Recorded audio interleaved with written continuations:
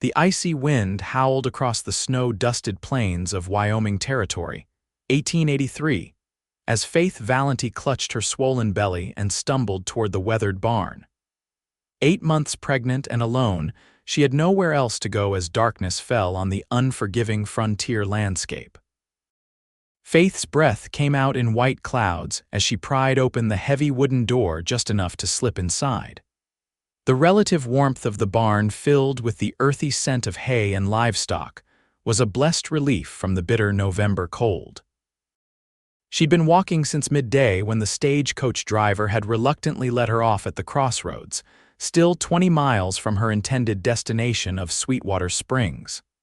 Just for tonight, she whispered to herself and the unborn child within her, then we'll keep moving. She burrowed into a pile of hay in the corner, pulling her thin woolen shawl tighter around her shoulders. The baby kicked strongly, making Faith wince and place a gentle hand over the spot. "I know, little one, I know. We'll find someplace better soon, I promise." Sleep came fitfully, haunted by memories of the past year, the hasty marriage to a man who turned violent, his death in a saloon brawl, and the subsequent rejection by his family who called her child a burden they wouldn't bear. Faith had scraped together every penny she had to journey west, chasing rumors of a distant cousin in Wyoming who might take her in. She was awakened by the creak of the barn door opening.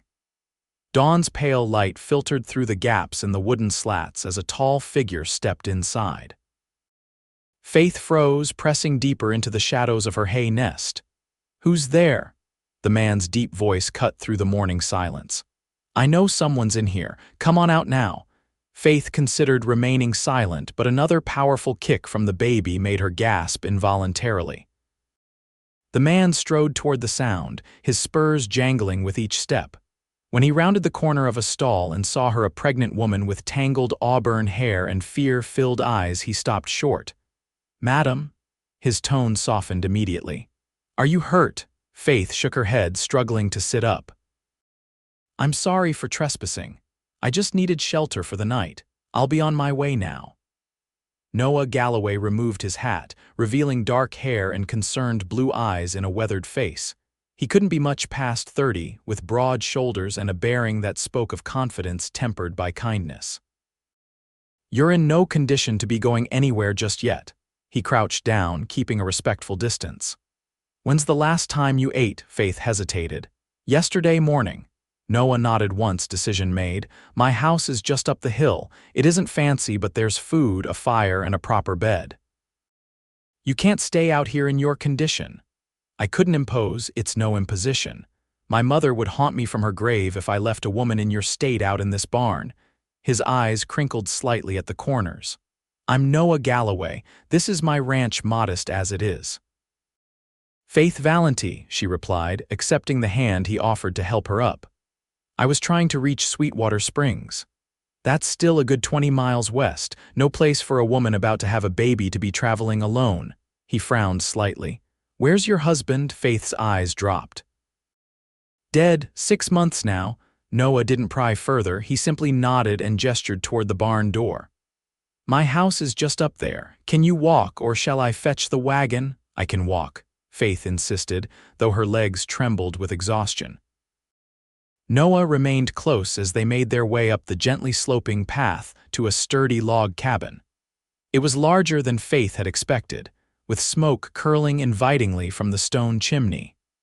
A wide porch wrapped around the front, and carefully tended flower beds now dormant for winter lined the approach.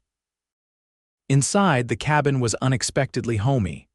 A large main room held a stone fireplace, comfortable-looking furniture, and shelves lined with books.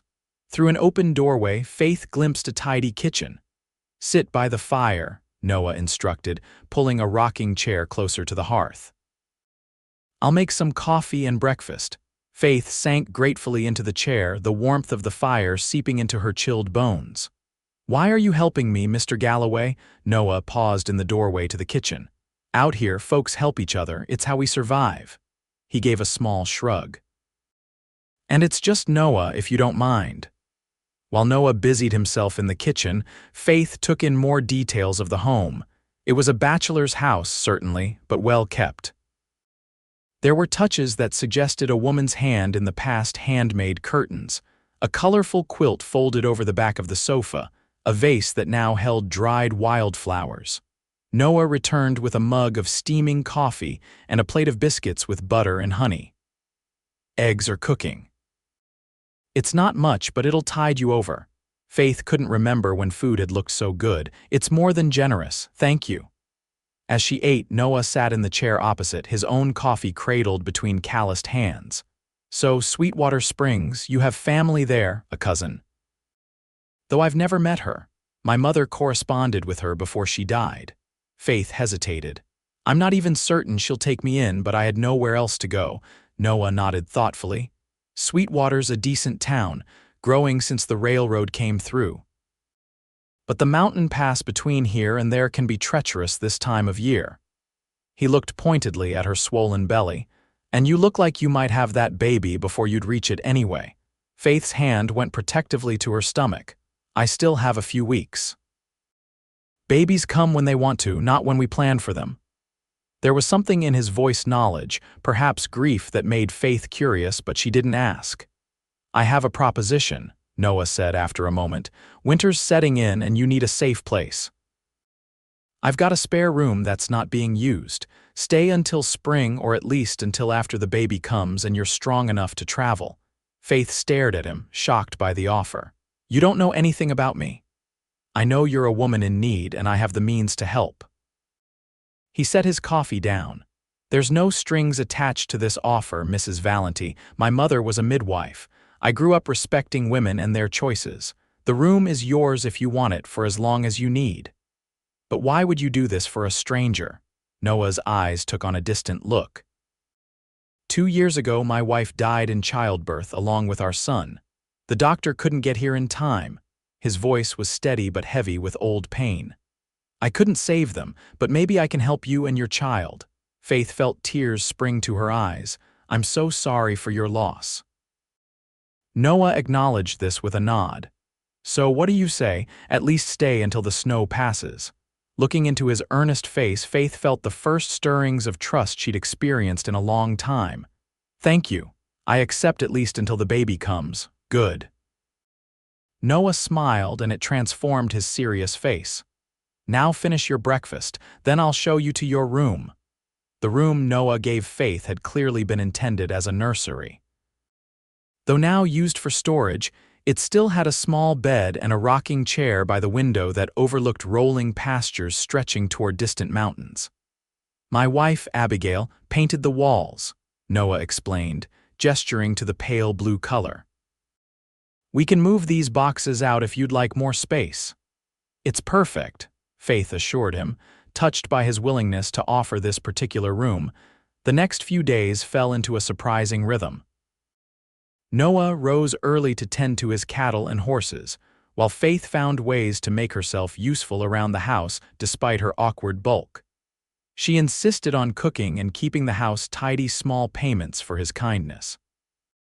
On the fourth evening, as they sat by the fire after dinner, Noah asked, "How did you end up alone, if you don't mind my asking?" Faith watched the flames for a long moment. I married Thomas because he was charming and promised me the world. My parents had died and I was working as a seamstress in Philadelphia, barely making ends meet. She sighed. The charm wore off quickly after the wedding. He drank, and when he drank, he got mean. Noah's jaw tightened, but he said nothing, letting her continue. When I told him about the baby, he seemed to change, became excited, talked about being a father. For a few weeks, things were good. Faith rubbed her belly absently. Then he went back to drinking. One night, he didn't come home. The sheriff came instead, told me Thomas had been killed in a fight over cards. I'm sorry, Noah said quietly. His family blamed me for his drinking, said I wasn't good enough for their son. Faith's laugh held no humor. They wanted nothing to do with me or the baby. Their loss, Noah said simply. Faith gave him a grateful smile. What about you? How did you end up here? I grew up in Missouri. My father was a doctor, wanted me to follow in his footsteps, but I had different ideas. Headed west when I was 19, worked as a ranch hand, saved every penny. His face softened. Met Abigail in Denver. She was a school teacher with a love of adventure. We married, bought this land, and started building a life. It's a beautiful place, Faith said. We had plans to expand. Abigail wanted a big family. Noah's smile turned sad. She was so happy when we found out about the baby. Faith reached across the space between their chairs and touched his hand lightly. She would be proud of the man you are, helping a stranger in need. Noah looked at their hands, then back at Faith's face. You're not a stranger anymore, Faith. The following week brought heavy snowfall, effectively settling the question of Faith's immediate departure. The mountains toward Sweetwater Springs would be impassable until spring thaw. As December arrived, Noah began bringing in evergreen boughs to decorate the cabin. Christmas was Abigail's favorite, he explained as he hung a wreath on the door. Seems right to keep the tradition. Faith found herself enjoying the preparations. She used what little energy she had to bake cookies from Noah's mother's recipe book, and sewed small ornaments from scraps of fabric she found in a trunk Noah said she was welcome to use. On a particularly cold evening, as they sat by the fire, the baby kicked so forcefully that Faith gasped. Noah looked up from the book he was reading, concerned. Just an enthusiastic kick, Faith assured him. Then, impulsively, would you like to feel it? Noah hesitated, then set his book aside and moved to kneel beside her chair. Faith took his hand and placed it where the baby was most active. A moment later, the child obliged with another strong kick. Noah's face lit with wonder. That's quite a fighter you've got there. He or she hasn't given me a moment's peace for weeks now, Faith laughed. Noah's hand lingered a moment too long and their eyes met.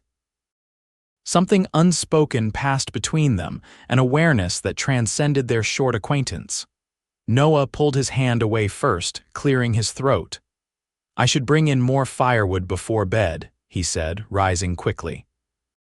Faith watched him go, her heart beating oddly fast in a way that had nothing to do with the baby's movements. As Christmas approached, Noah rode into town for supplies and returned with not only necessities but small gifts, soft flannel for the baby, a warm shawl for Faith, and candies they shared by the fire while snow fell gently outside. I have something for you too, Faith said shyly, presenting Noah with a hand-knitted scarf she'd been working on secretly during her afternoons alone. Noah ran his fingers over the careful stitches. No one's made me anything like this since my mother passed. It's not much, it's perfect, he insisted, wrapping it around his neck immediately. Thank you. On Christmas Eve, they sat by the fire after a simple but satisfying dinner. Faith was sewing small gowns for the baby while Noah whittled what was gradually taking shape as a wooden rattle. What will you name the baby? Noah asked. Faith set her sewing aside. I thought Daniel for a boy after my father, for a girl. She hesitated. I was thinking Abigail might be nice. Noah's hands stilled on the carving. He looked at Faith with an unreadable expression. You would name your daughter after my wife. Only if you wouldn't mind, Faith said quickly. It's a beautiful name and, well, in a way her kindness lives on in you, in the shelter you've provided us. Noah swallowed visibly. I would be honored, he said, his voice rough with emotion. Later that night, Faith woke to a sharp pain that took her breath away. When it passed, she tried to go back to sleep, but another came 20 minutes later. By the third, she knew. The baby was coming nearly a month early. She made her way down the hall to Noah's door and knocked softly. Noah. I think the baby's coming. The door opened almost immediately. Noah stood there in his long underwear and hastily pulled on trousers, instantly alert. How far apart are the pains? About 20 minutes, I think. Good, we have time. He guided her back to her room. Let me get the fire built up in here, then I'll fetch water and towels. Faith was surprised by his calm. You seem to know what to do. Like I said, my mother was a midwife. I helped her many times. He busied himself with the fire. Besides, animals on a ranch birth regularly. The principles aren't so different. Despite his reassurances as the night progressed and Faith's pains intensified, worry creased Noah's brow. The labor was long and difficult, By dawn, Faith was exhausted, her hair plastered to her forehead with sweat. "You're doing wonderfully," Noah encouraged, wiping her face with a cool cloth. "The baby's nearly here. One more good push when the next pain comes." Faith summoned her remaining strength, pushing with the next contraction. With a cry of relief and pain, her child finally entered the world. "It's a boy," Noah announced, his voice filled with emotion. "A perfect baby boy." He quickly cleaned the infant, wrapped him in a soft blanket, and placed him in Faith's arms. The baby had a shock of dark hair, and when he briefly opened his eyes, they were a deep blue. "Daniel," Faith whispered, tears streaming down her face. "Hello, my sweet Daniel." Noah watched the pair, a complex mix of joy and remembered grief on his face. "He's beautiful, Faith." In the days that followed, Noah proved himself an unexpected blessing. He helped Faith learn to nurse the baby, prepared meals so she could rest, and even took turns walking with Daniel when he was fussy in the night. One evening, as Faith nursed Daniel by the fire, she caught Noah watching them with a gentle expression. "What is it?" she asked. "I was just thinking that this house hasn't felt like a home in a long time," he admitted. "Until now," Faith felt her cheeks warm.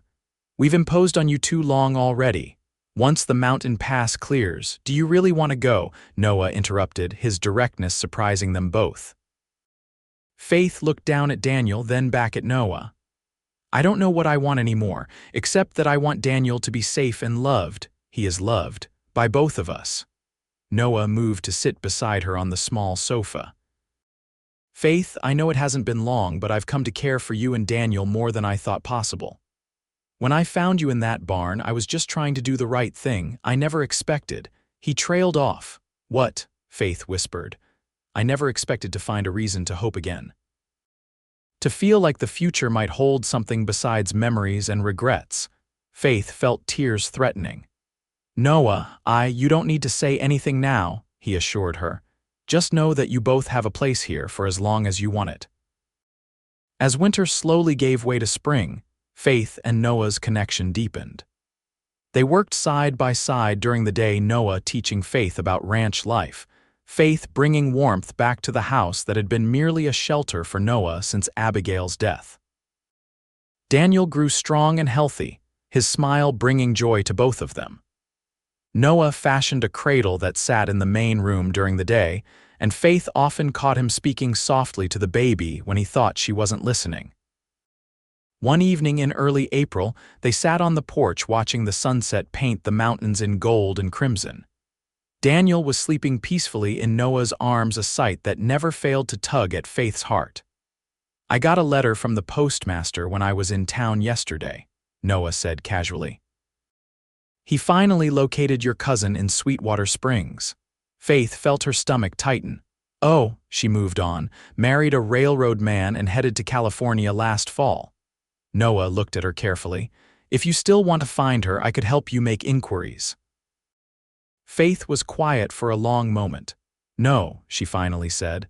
"I think Daniel and I have found where we belong if," she gathered her courage, "if you still want us to stay." Noah shifted Daniel to one arm so he could take Faith's hand with his free one. "I more than want you to stay." "I love you, Faith. I love both of you. I know it might seem fast. It doesn't seem fast to me," Faith interrupted softly. "When you've known loneliness and fear, you recognize goodness when you find it, and you, Noah Galloway, are the best man I've ever known."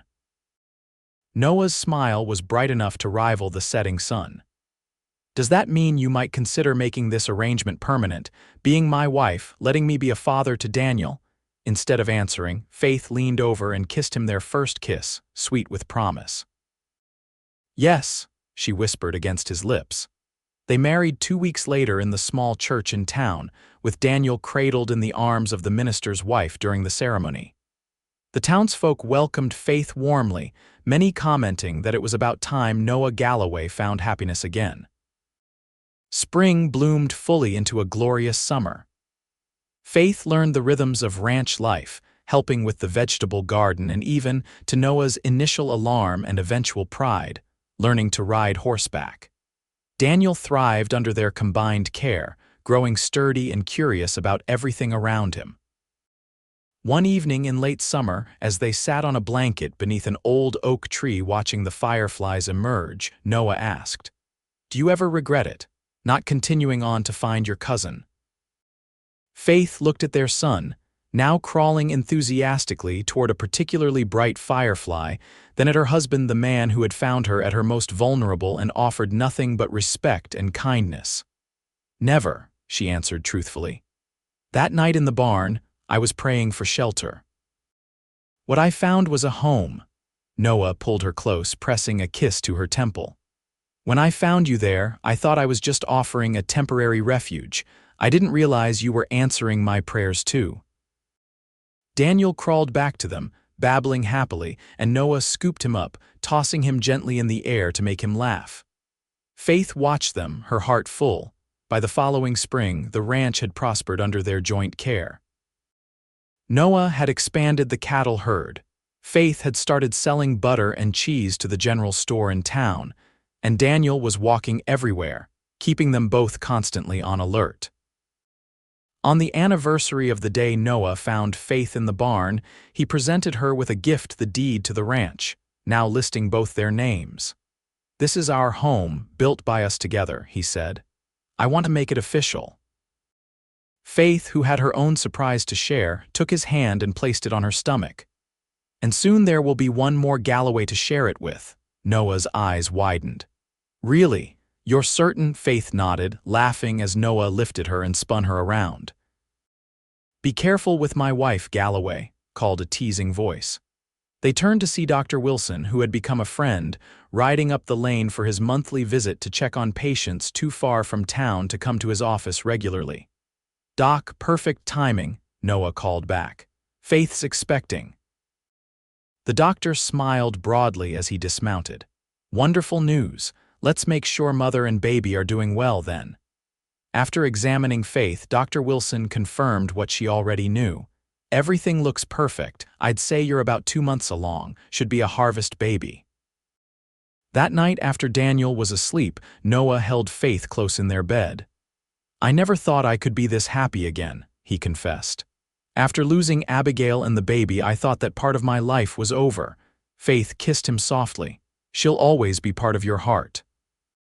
Just as Thomas, despite his flaws, gave me Daniel. Our past shapes us, but it doesn't define our future. You're a wise woman, Faith Galloway." Noah's hand rested protectively over her still flat stomach. "Any preference this time, boy or girl?" "Healthy is all that matters," Faith answered.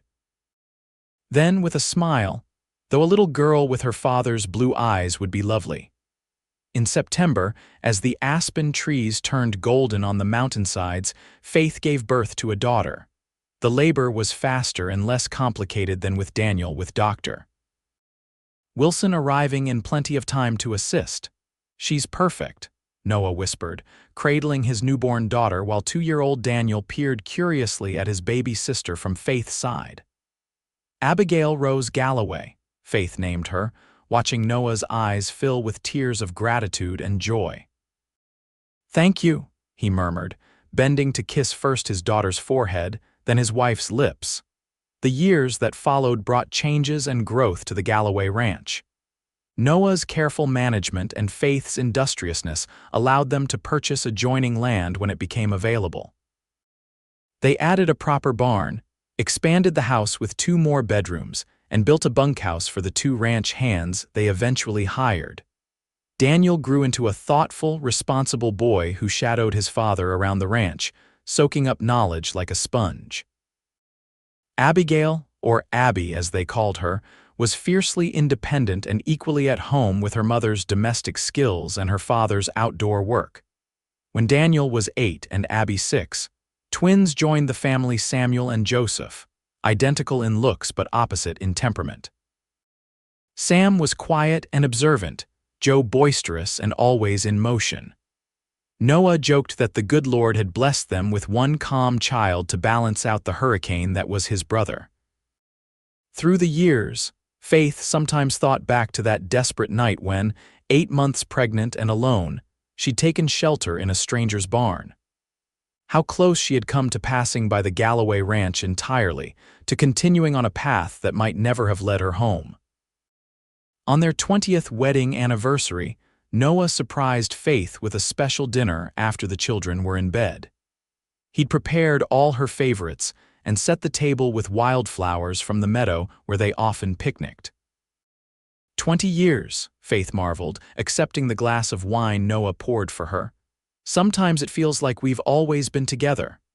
In all the ways that matter we have, Noah replied, sitting beside her and taking her hand. My heart was waiting for you, it just didn't know it yet. Faith squeezed his hand. Do you remember what you told me that first morning? That out here folks help each other, it's how we survive. Noah nodded, his eyes crinkling at the corners the way she loved. You were right, Faith continued, but it's more than survival. It's how we build a life worth living. Later that night, as they stood on the porch looking out at the land they'd nurtured together, Noah wrapped his arms around Faith from behind, resting his chin on her shoulder. No regrets? He asked softly. Faith turned in his arms to face him. At 45, Noah's dark hair was threaded with silver, and the lines around his eyes had deepened, but he was still the most handsome man she'd ever known. More importantly, he remained the kind, steadfast man who had offered shelter to a desperate woman all those years ago. Only gratitude, she answered, rising on tiptoe to kiss him. For the barn that sheltered me and the man who made room in his home and his heart. Noah's embrace tightened. Best decision I ever made inviting you in. As if on cue, a crash followed by muffled giggles sounded from inside the house. They both laughed. I'll check on the twins, Noah offered, and I'll make sure Daniel isn't helping them get into more mischief, Faith added. Hand in hand, they went back inside, to the warm, chaotic, beautiful life they had built together, a life that had begun on a cold November night in a Wyoming barn, when a desperate woman found shelter and a lonely man found hope. The Galloway Ranch continued to thrive as the 19th century gave way to the 20th. The original homestead expanded into one of the more prosperous operations in the county, known for quality cattle and horses. As the children grew, each found their place in the family legacy. Daniel, the oldest, inherited his father's head for business and his mother's compassionate nature.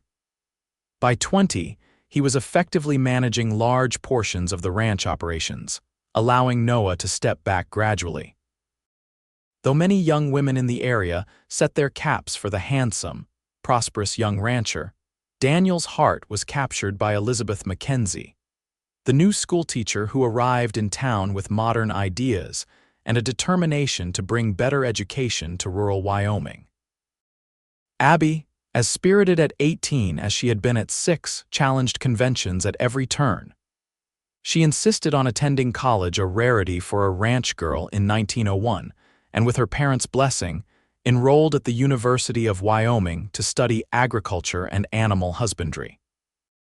Just because I'm a woman doesn't mean I can't run a ranch someday, she declared. And neither Faith nor Noah had any inclination to argue. The twins, now 16, were as different as two brothers could be while still looking identical. Samuel's quiet intelligence led him toward medicine. He often rode with Dr. Wilson on his rounds, soaking up knowledge. Joseph's natural charm and quick wit pointed toward law or politics, though he was equally skilled with horses and cattle. One crisp autumn evening, with the twins helping the ranch hands with the evening chores, Daniel courting Elizabeth in town, and Abby away at university, Faith and Noah found themselves alone on the porch swing, a rare moment of peace. Remember when we used to dream about what the children would become? Faith asked, her head resting on Noah's shoulder. I remember hoping they would be healthy and kind, Noah replied, his arm comfortably around his wife's shoulders. Everything else was just speculation. They've exceeded every dream, Faith said proudly. Daniel with his steady leadership, Abby breaking barriers for women, the twins finding their own paths. Noah nodded, his fingers absently playing with Faith's hair, now streaked with silver like his own. We've been blessed. They sat in comfortable silence, watching the sunset paint the distant mountains. Though they had been together for 22 years, Noah still sometimes marveled at how his life had transformed that snowy day when he discovered a pregnant stranger in his barn. "I got a letter from Abby yesterday," Faith said after a while. "She's met a young man, a professor's son. She says he respects her ambitions, doesn't expect her to give up her plans for marriage." "Is it serious?" Noah asked, a protective note entering his voice. Faith laughed softly. "She says it's too early to tell, but I know that tone in her letters. She's smitten, even if she's too proud to admit it." "Well, as long as he treats her right and respects her mind, I suppose I can't object," Noah conceded, "though no man will ever be good enough for our Abby." "You sound just like my father did when Thomas came calling," Faith teased, then grew serious. "Though in his case the concerns would have been warranted." Noah kissed the top of her head. "You made it through that darkness to find us. That's all that matters now." Faith nodded against his shoulder. "Sometimes I still have nightmares being alone, pregnant, with nowhere to go." "You'll never be alone again," Noah promised, the same words he had whispered to her on their wedding night and had repeated countless times over the years when old fears surfaced. The sound of hoofbeats approaching drew their attention. Daniel rode up the lane, dismounting with the easy grace that reminded Faith so much of Noah in his younger days. "Everything all right, son?" Noah called. Daniel grinned as he approached the porch, a letter in his hand. "More than all right. I asked Elizabeth to marry me tonight and she said yes." Faith was on her feet instantly, embracing her eldest. "Oh, Daniel, that's wonderful news."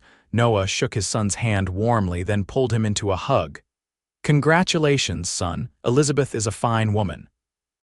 "We'd like to have the wedding here at the ranch," Daniel said.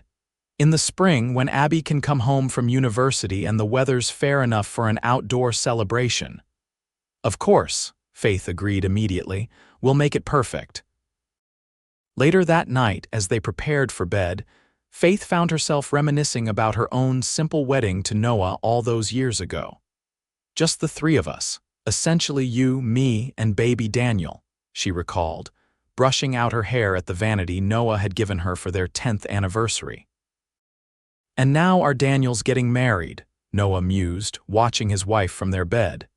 "Time has a way of sneaking past when you're not looking." Faith set down her brush and joined him, settling comfortably against his side as she had countless nights before. "I wouldn't change a day of it." "Not even the hard days?" Noah asked softly. Faith considered this. They'd had their share of struggle's harsh winters that threatened the cattle, the year Abby had pneumonia and they feared for her life, the economic downturn that had nearly cost them the ranch when the children were small. "Not even those," she decided. "Every challenge we faced together. That makes all the difference." Noah's arms tightened around her. "I thank God every day that I decided to check the barn that morning." "And I thank God I chose your barn to shelter in," Faith replied, turning to kiss him goodnight. Spring arrived with its usual Wyoming temperament, vacillating between gentle warmth and blustering snowstorms. By early May, however, the land had committed fully to the new season. Wildflowers carpeted the meadows, new calves frolicked on sturdy legs, and the Galloway ranch was transformed for Daniel and Elizabeth's wedding. Abby returned from university, bringing with her the young man she'd mentioned in her letters, Robert Wells, a serious, intelligent fellow who clearly adored Abigail's independent spirit. The twins, now nearly 17, had grown inches over the winter and looked startlingly mature in the suits Faith had insisted they have made for the occasion. The day before the wedding, Faith found herself alone in the room that had once been her first shelter in Noah's home, the room that had been intended as Abigail's nursery, where Daniel had been born, and which had later served as a bedroom for each of the children in turn. Currently, it was prepared for Elizabeth's family, who would arrive that afternoon. Remembering, Noah's voice came from the doorway. Faith turned with a smile. "How scared I was that first day, how kind you were." "Not entirely altruistic," Noah admitted, coming to stand beside her. "Even then, exhausted and frightened as you were, I thought you were the most beautiful woman I'd ever seen." Faith laughed softly. I was 8 months pregnant, unwashed, and terrified. Beautiful, Noah insisted, taking her hand, and brave, so incredibly brave. The wedding day dawned clear and perfect. Chairs were arranged in the meadow near the old oak tree where they had often picnicked as a family. An arch of spring flowers marked where the young couple would exchange vows. As Faith helped Elizabeth with the final touches of her wedding attire, the young woman suddenly looked uncertain. "Mrs. Galloway Faith," she corrected herself, still adjusting to the intimacy her engagement to Daniel had created. "May I ask you something personal?" "Of course, dear," Faith said, adjusting the veil in Elizabeth's dark hair. "How did you know it would last? With Mr. Galloway?" Elizabeth's voice held a trace of anxiety. "Daniel and I love each other so much, but the world changes so quickly now. How can we be sure we'll weather it all together?" Faith considered the question seriously. "I can't give you a guarantee, Elizabeth. Noah and I found each other in unusual circumstances. I was at my most vulnerable, he at his most generous. We learned each other's true character immediately without the usual courtship pretenses." She turned Elizabeth to face her. "But here's what I do know. Love isn't just a feeling, it's a choice you make every morning when you wake up. Some days it's easy when the feeling is strong. Other days, when you're tired or frustrated or hurt, it's the commitment that carries you through." Elizabeth nodded thoughtfully. "Daniel is so much like his father, steady, kind, reliable." "He is," Faith agreed proudly. "But even the most compatible couple will face challenges. The question isn't whether difficulties will come, but whether you'll face them together or allow them to drive you apart." "Thank you," Elizabeth said, impulsively hugging her future mother-in-law. "I hope Daniel and I have a marriage as strong as yours and Mr. Galloway's." The ceremony was everything they had hoped for, simple but meaningful, with family and friends gathered to celebrate. Daniel, handsome in his new suit, looked at Elizabeth with the same devotion Faith had seen in Noah's eyes countless times over the years. Elizabeth, radiant in her white gown, spoke her vows in a clear, confident voice that carried across the meadow. As they celebrated afterward, Faith found herself watching her family with a heart full of gratitude. Abby and Robert were deep in conversation with Samuel, likely about some academic topic. Joseph was charming Elizabeth's younger sisters, making them laugh with his stories. And Daniel, her firstborn, the baby she had carried into Noah's barn that snowy night, was now a husband, starting his own family journey. "They're going to build the new house just over the rise," Noah said, coming to stand beside her and following her gaze to where Daniel and Elizabeth were receiving congratulations. "Close enough for convenience with the ranch, but with privacy for their own family." Faith nodded.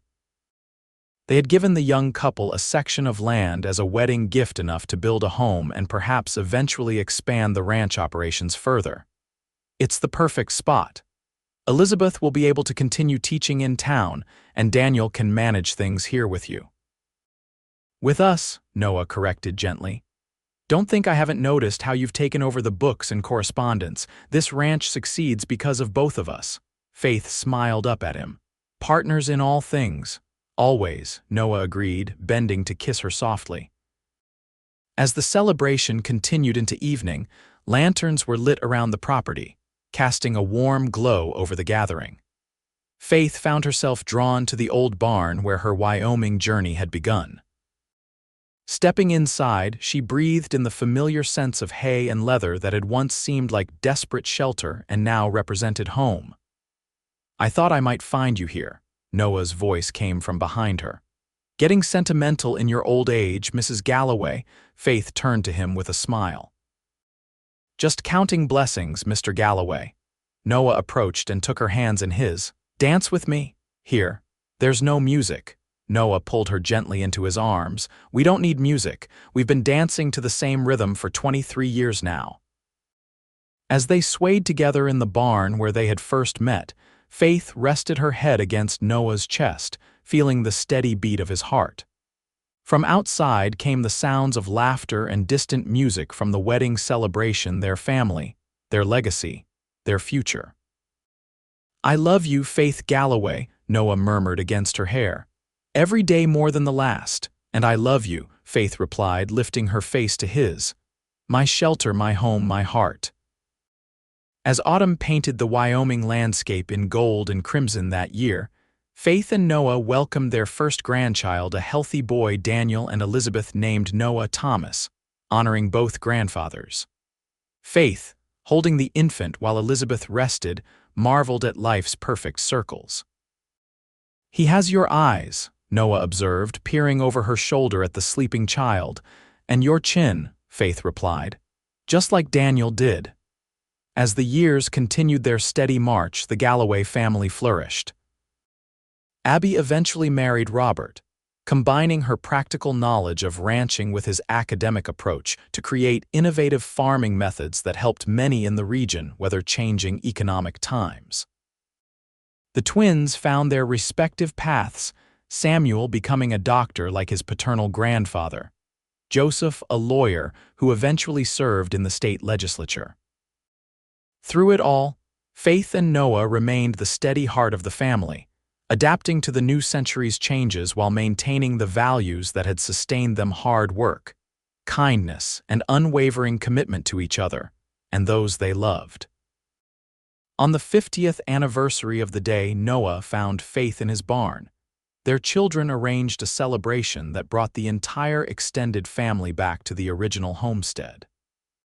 Great-grandchildren played in the meadow where Daniel and Elizabeth had married, while 4 generations gathered to honor the couple whose love had created this legacy. That evening, Noah led Faith back to the old barn, now primarily used for storage as newer, more modern facilities had been built elsewhere on the property. He had arranged a small table with candles, a bottle of wine, and a simple meal. "Just the two of us," he explained, "where it all began."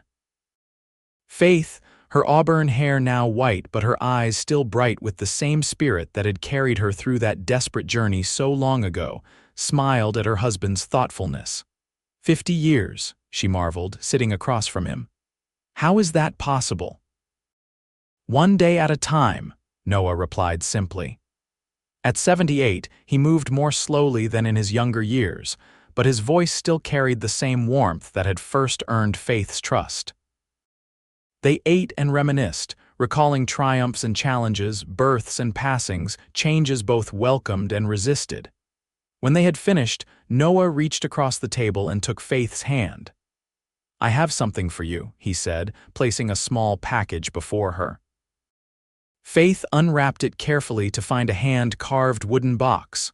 Opening it, she discovered a delicate gold locket. "Oh, Noah," she breathed. "Open it," he encouraged. Inside was a tiny piece of straw on one side and a miniature photograph of their entire family on the other. "From where we began," Noah explained, pointing to the straw, "to all we've built together." He nodded toward the family portrait taken at their anniversary celebration earlier that day. Tears filled Faith's eyes. "It's perfect." Noah rose and came around the table, helping Faith to her feet and taking her in his arms. "No regrets?" he asked, the same question he had posed many times over their years together. Faith looked up at the man who had offered shelter to a desperate stranger, and in doing so had changed both their lives immeasurably. "Not a single one," she answered truthfully. "Every step of the journey led me where I was meant to be, here with you." As they made their way back to the house that evening, arm in arm under a sky brilliant with stars, Faith thought about the frightened young woman she had been, and the life that had unfolded from that moment of desperate need. How a simple act of kindness had blossomed into a love that sustained not just the two of them, but generations that followed. "What are you thinking about?" Noah asked, noticing her contemplative silence. Faith smiled up at him, her heart as full of love as it had been on their wedding day. "I'm thinking that sometimes the greatest journeys begin when we're at our most lost, and that finding shelter can mean finding home." Noah's arm tightened around her shoulders. "Welcome home, Mrs. Galloway," he said softly, the same words he had spoken on their wedding night 50 years before. "It's good to be home, Mr. Galloway," Faith replied, as they walked together into the warmth and light of the house they had filled with love.